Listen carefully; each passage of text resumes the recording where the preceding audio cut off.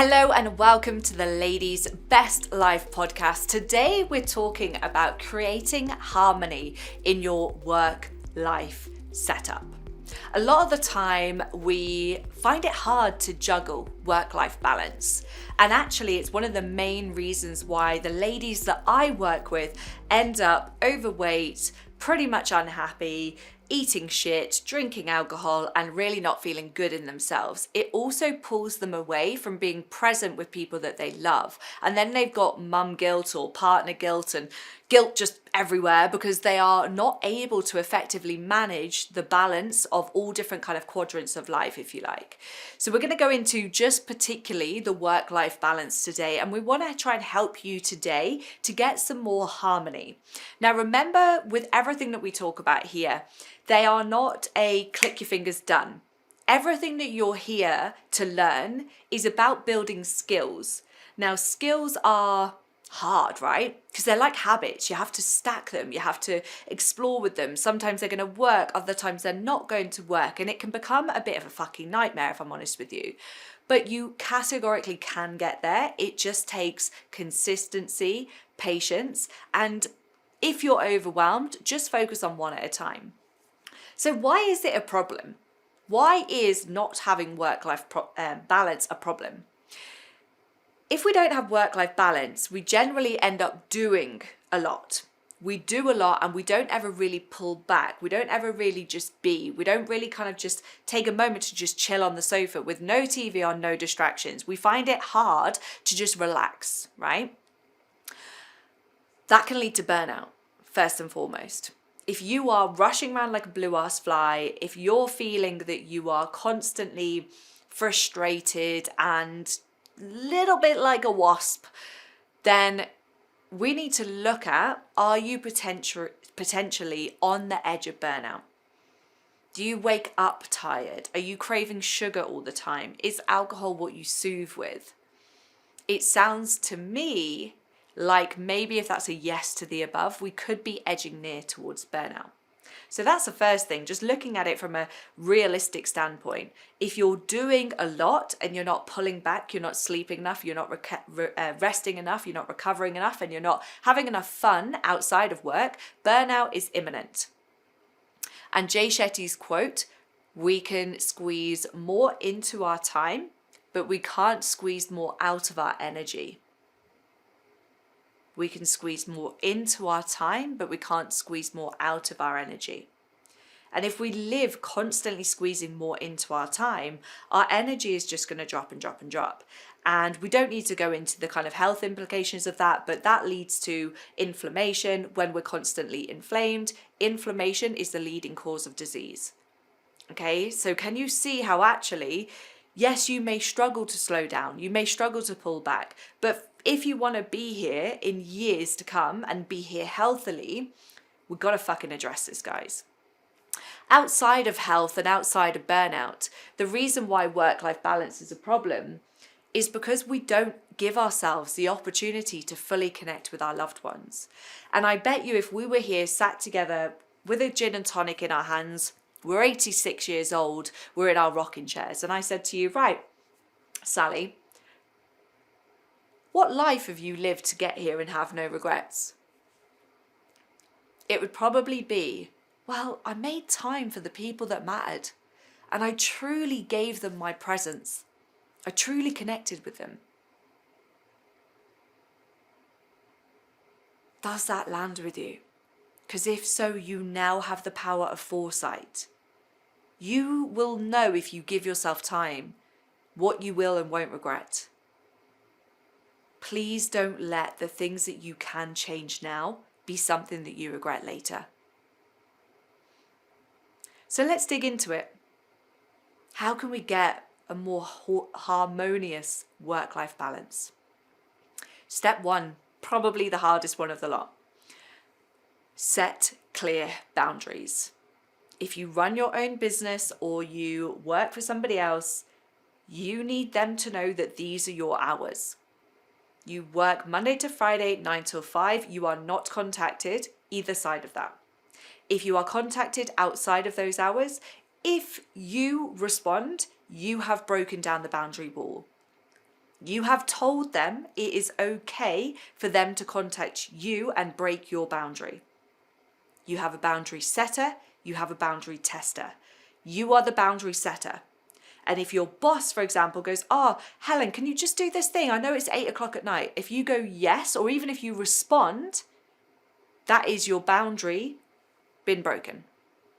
And it will take a lot longer for you to build it back up.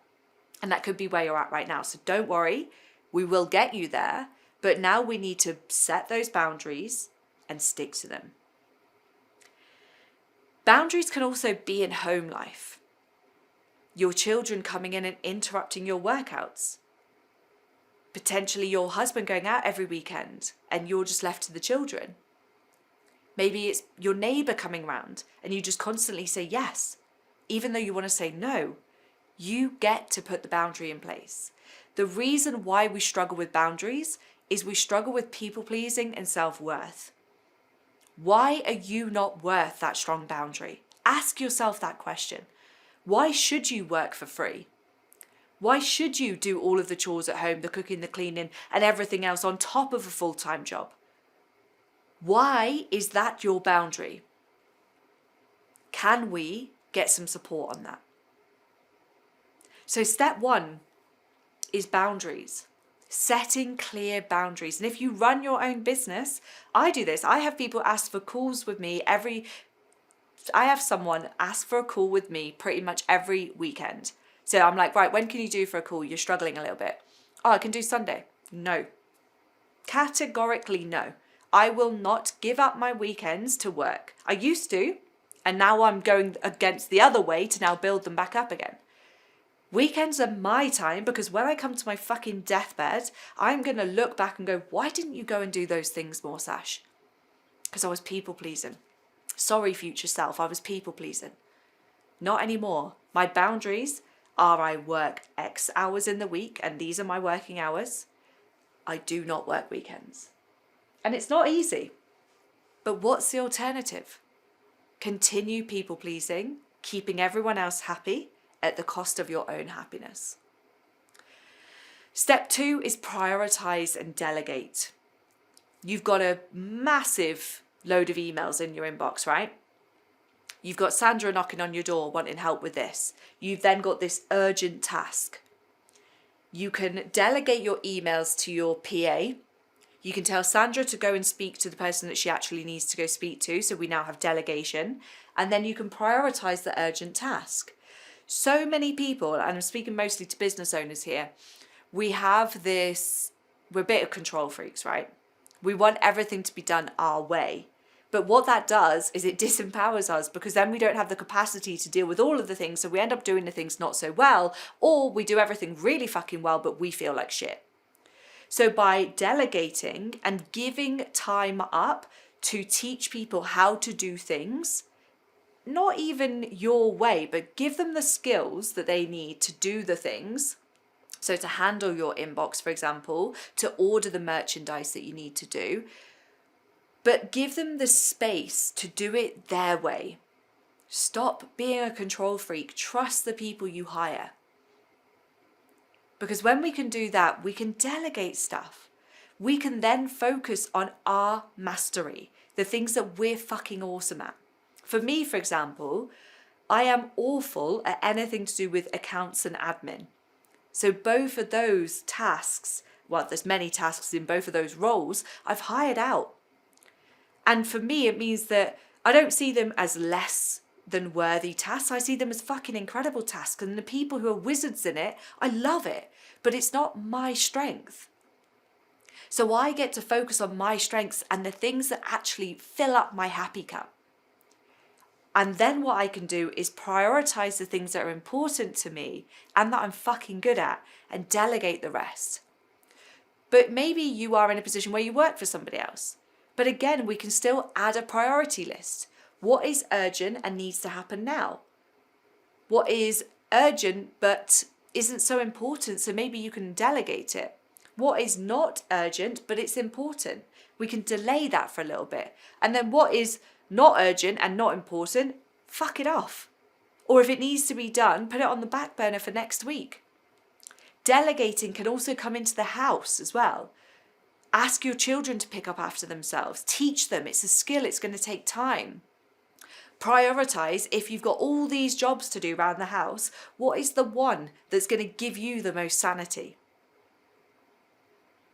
Prioritize and delegate. Step number 2, not easy, but there will be a way. It's just going to take you a little bit of time to think about how this relates to your life. Practice time management and effective time management. 99% of women who join the coaching club say they don't have time to work out, to eat well, and to sleep well. They always say, I don't have any time. 2 years into the journey, they're doing probably 50% more than they ever thought they could have done. Have I just gifted them an extra 10 hours a day? No. I have taught them the skill of time management. I have taught them how to effectively manage their time, how to delegate stuff, how to prioritize stuff, how to only do the work that they're paid for, how to have more support at home, how to get the children to be more self-responsible, to do their own stuff, to tidy their own room. You get the food shop ordered rather than go and get it. You maybe get a cleaner in. Then we can learn how to manage our time more effectively. So many people struggle with planning because 1, they don't plan the time to plan. 2, they see it like a prison sentence and they actually miss the point that planning creates freedom. It doesn't take it away because you are in the driving seat, right? You can move stuff around. So planning doesn't need to be a rigid, it's got to be this, it's got to be that. Not at all. It just gives you some breathing space, enables you to focus on the things that matter to you. So planning your time, whether it be use Google Calendar, you can write it all down. And for me, I sit down every Sunday, and if I'm busy on Sunday, I will do it on a Saturday or even a Friday. I'll look at the week ahead, look at what appointments are in. I'll then add in things that I want to do. I'll then open up calls for coaching club. I'll then plan my podcasts. Every week I go in knowing my big rocks for the week, and then I always allow for space for if basically shit hits the fan. Do you do that? Could we start with that? Because that will categorically, and even if we think about the work situation, do you go in and just go, right, emails? Are you like putting out fires all the time? So you go from emails to speaking to Sandra, then go to your boss, then you got to do this project, then you're jumping from one thing to the next. Imagine if you could plan your day more effectively. Putting boundaries in place to say we have a meeting at 10, we have a meeting at 4. You do not interrupt me unless it's urgent. Step 4, cultivate open communication. Do you effectively communicate with everyone in the workspace? Do you effectively communicate with everyone at home? And if you're struggling with communication, go back to the previous communication podcast that I did. Learn and start to think about how we can communicate more effectively. What do you need from me? When do you need it by? How do you want to be communicated? Do you want me to call you once a week? Do we have an agenda for our meetings so we're not just having meetings for the sake of having meetings? Something we see all the time. Are you communicating with people in your workspace that you are up to your eyes in it and you actually can't keep going at this cadence? If not, why not? How can we make that happen? People will think you're okay managing what you're managing unless you tell them otherwise. So how can we open that communication and say, you know what, I can't do this anymore. I really need some support. Maybe you're doing tasks that you're good at, but they tank your energy. Can that be delegated to somebody else? Opening that communication, having the courage to open that communication is one of the key parts to having that harmony between work and life. And finally, we've talked about this a lot recently, but meeting yourself where you're at and honoring your own needs is step 5. If you are burnt out, your energy's on the floor, your health is on the floor, you feel like shit, you may overwork as a coping mechanism. You may overeat as a coping mechanism. There are many things that can come from this. So by looking after ourselves, which is no one else's responsibility but our own, but by looking after ourselves, we have more energy and capacity to give. We can handle those fires that we've got to put out better. We can think more clearly. The amount of women who come and work with me who say, I've got brain fog, but when I look at their structure, their organization, the fact that they live life winging it, I'm never surprised. So how can we start to look at managing ourselves better so that we have more capacity to deal with work better, to do our career better, to handle people at home better? You are probably noticing a theme throughout the Ladies Best Life podcast now. It's all about everything starts and ends with you. If you are on your knees, you're not going to be able to give everyone else the best version of you. You're not going to be able to effectively do your job. You're going to be going through life literally like you're in a washing machine. And recently on a podcast that I was on, someone said to me, like, when were you most thriving? When were you most winning? And I could tell them the exact month this year. It was in May. Why? I'd slowed down. I'd hired some support. I was really focused on myself and my health.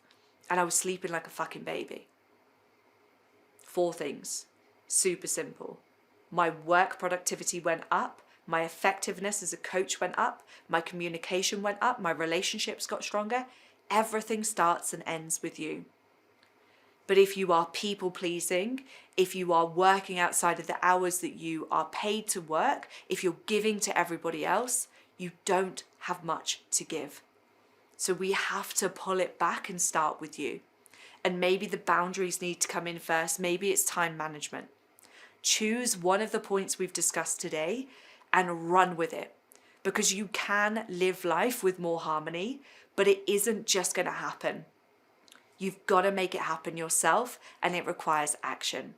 So good luck with it. This is not an easy podcast to go through, but what is the alternative? When we get to our rocking chairs and we're sat down and we're reflecting back on life, you will remember this if you make action off the back of it. So do not forget that your future self massively deserves for you to make these changes today.